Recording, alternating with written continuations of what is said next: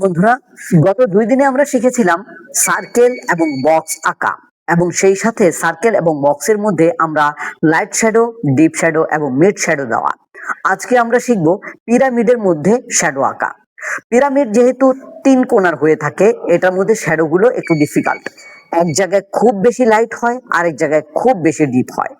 তাই আজকে আমি লাইট এবং ডিপ দুইটা দিক দেখাবো। আরেকটা শ্যাডো দেখাবো, সেটা হচ্ছে mid shadow, light shadow, mid shadow এবং হার্ড ডার্ক শ্যাডো। এই 3টা শ্যাডোই এখানে থাকবে।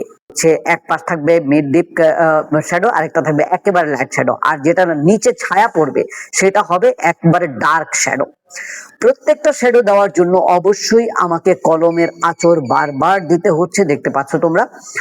আর এইভাবে শ্যাডো দিতে দিতেই কিন্তু আমরা একসময় প্রো লেভেলের একটি ছবিও এঁকে ফেলতে পারবো, নিজেকেও প্রো বানাতে পারবো।